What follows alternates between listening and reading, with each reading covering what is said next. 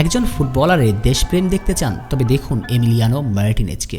দেখুন এই দৃশ্যটি, গোলবারে দাঁড়িয়ে কাঁদছেন এমি। ভুলেও ভাববেন না আর্জেন্টিনা আরও একটা বিশ্বকাপ ফাইনালে গোল করেছে সেজন্য কাঁদছেন তিনি, বরং সেটি ছিল বিশ্বকাপ বাছাই পর্বে উরুগুয়ের 50,000 দর্শককে স্তব্ধ করিয়ে থিয়াগো আলমাডার জাদুকরী এক গোলের পরই কেঁদেছেন তিনি। এমির ক্লাব অ্যাস্টন ভিলা চ্যাম্পিয়ন্স লিগের 44 বছর পর ফিরেই শেষ 8-এর পথে জায়গা করে নিতে চলেছে, কিন্তু তারপরও তো এমি এইভাবে চোখের পানি ছাড়েননি কখনো ক্লাবের হয়ে খেলার সময়, অথচ জাতীয় দলে সতীর্থ একটা গোলের পর কান্না করছেন। এই ম্যাচটা হেরে গেলে কি হতো? আর্জেন্টিনার কি অনেক বেশি ক্ষতি হতো? মোটেও কিন্তু নয়, বরং বাস্তবতা বলছে এই ম্যাচ হারলেও বিশ্ব চ্যাম্পিয়নরা খুব সহজেই চলে যেত বিশ্বকাপে।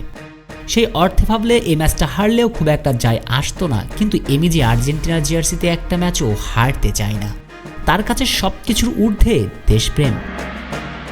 ক্লাবের হয়ে 10টা গুরুত্বপূর্ণ ম্যাচের চেয়েও জাতীয় দলের হয়ে একটা সাধারণ ম্যাচও অনেক বেশি গুরুত্ব বহন করে। এমি জাতীয় দলের জার্সিতে একটা ম্যাচ জিততে কতটা নিবেদন ঢেলে দেন সেটা এই সংখ্যাতত্ত্বের হিসেবেই স্পষ্ট করা যাবে। এখন পর্যন্ত এই গোলকিপার জাতীয় দলের হয়ে খেলেছেন 50 ম্যাচ। এই 50 ম্যাচ খেলে রেখেছেন 36টি ক্লিনশিট, যেখানে অনেক গোলকিপার জাতীয় দলের জার্সিতে পুরো ক্যারিয়ার মিলেও 36টি ক্লিনশিট রাখতেই পারেননি, সেখানে মাত্র 6 বছরে জাতীয় দলে খেলে এমন অর্জন তার। হিসাবের তালিকাটা বলছে জাতীয় দলে নিজেকে নিংড়ে দিতে কতটা উদ্গ্রীব থাকেন এই গোলকিপার। দেশের জন্য নিজেকে কিভাবে নিংড়ে দিতে সবসময় প্রস্তুত থাকেন তিনি, এই সংখ্যাতত্ত্ব তো সেটারই প্রমাণ দিল।